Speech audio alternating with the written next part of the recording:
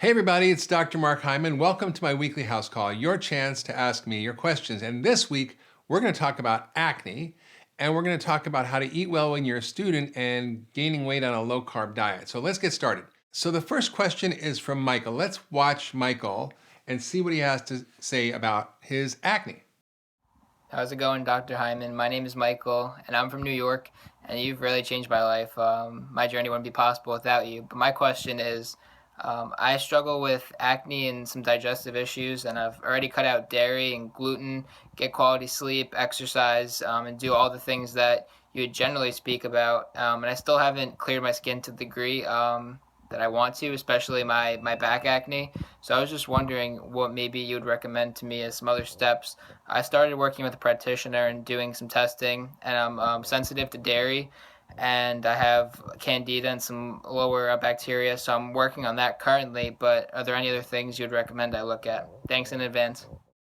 So acne is a bummer. It's really a bummer. It affects so many people. It's a multi-billion-dollar industry. People are putting all kinds of lotions, potions, and creams and gels on their face, and it just keeps coming back. The question is, how do you get rid of acne and what causes it? It's not just coming from the outside. We're putting stuff like antibiotics and creams and gels on your face is going to be the solution. If it's coming from the inside, you have to deal with the inside, and it really is coming from inside. You heal your skin from the inside out, whether it's acne or eczema or psoriasis or all kinds of rashes, they really heal from the inside out. So what are the causes of acne? Well, it's an inflammatory problem. You get inflammatory bumps all over your back or on your face. And there are a few major causes. One is food sensitivities, not necessarily an allergy, but food sensitivities. And dairy is probably the biggest cause because there's so many hormones on there. Sugar is probably the second biggest cause. It's a huge issue. And I think most people don't realize that when you eat a lot of sugar, it drives hormones that actually cause acne. So getting rid of sugar and starch and getting off of dairy is a great place to start. There are also other things that cause it, and it's often your gut. Now, if you have cystic acne on your back, Michael, that also could be a parasite. I've seen many cases have really significant parasites that are driving bad skin issues, particularly cystic acne. But regular acne often can be caused by imbalances in your gut flora, too much of the bad bugs, not enough good bugs. You mentioned yeast issues. That's a big cause. I often go right after yeast. When I treat people with acne. I make sure I deal with the nutritional deficiencies, things like vitamin A, evening primrose oil, zinc, omega-3 fats. All these will help acne. And also getting the immune system to work better by really cooling off the inflammation in your body. And that's basically by an elimination diet, anti-inflammatory diet, by doing things like the 10-day detox can be very, very powerful. Dealing with inflammation, that's really key. And getting all this gut stuff sorted out. So I often recommend antifungals. I'll recommend probiotics. I'll recommend enzymes. I'll recommend a number of things that can help to balance the gut. So acne is a big deal. It affects millions of people.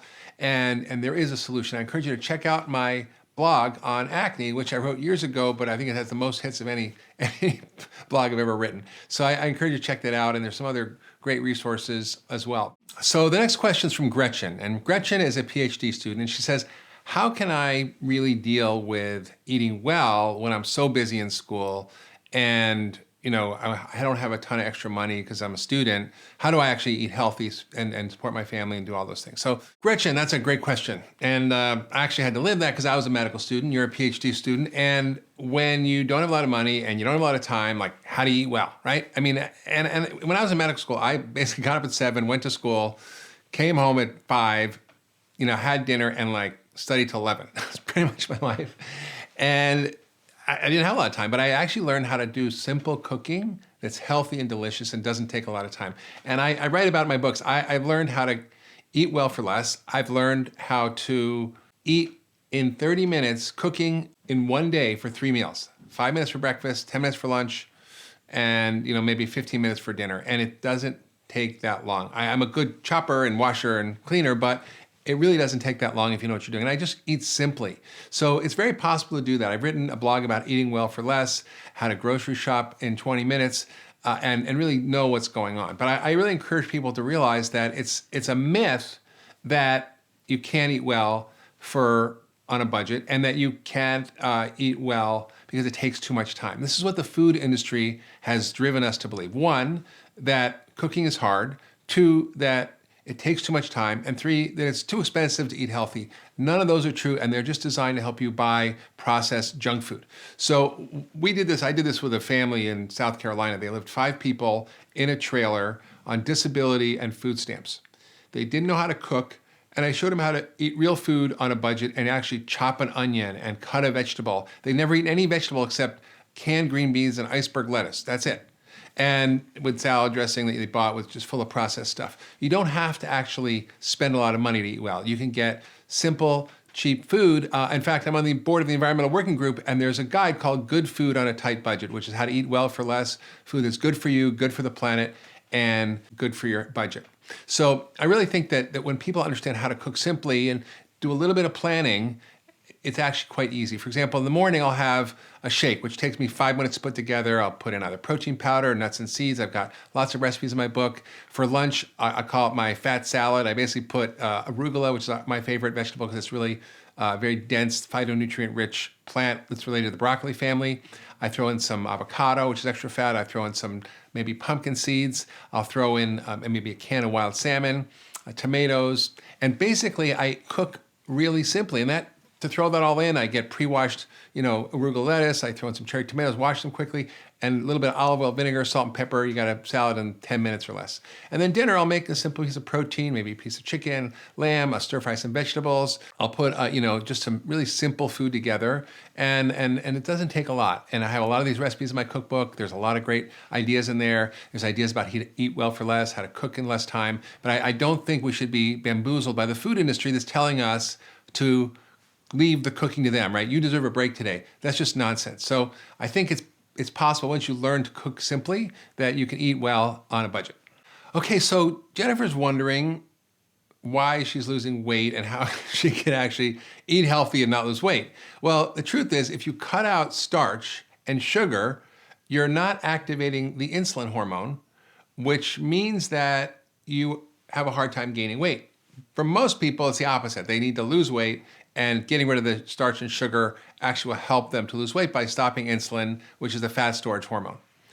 When you are actually losing weight, eating Eat Fat, Get Thin, which is basically a very low starch diet, low sugar diet, then it means your body is different. Everybody's different. We're all individuals. So functional medicine is really about personalized nutrition and about figuring out what works for you. And I need a little starch because I'm skinny, and if I basically don't eat the right foods, for me, my body doesn't regulate. So I'll have sweet potatoes, I'll have celeriac, which is like a celery root, I'll have sometimes small Peruvian potatoes or fingerling potatoes, which are less starchy, and I'm able to sort of maintain a healthy weight. So it's really important to figure out what's right for you. So if you need a little extra starch, that's okay.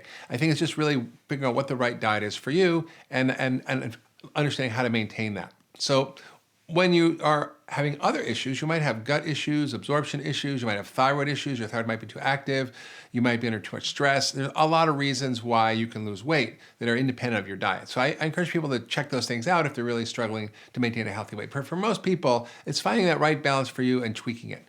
For example, nuts and seeds are actually good because they do have a lot of good protein and fat, but they also have some carbs in them, and it's a good balance. So there's a lot of ways to add in foods that can help you gain weight if you're losing weight on a healthy diet. Well, that's all the time we have for today. If you like this video, be sure to share it with your friends and family on Facebook and Twitter. And if you have any questions, you can tweet them to me or send your video submissions to drhyman.com. And maybe next week, I'll make a house call to you. Thanks for watching.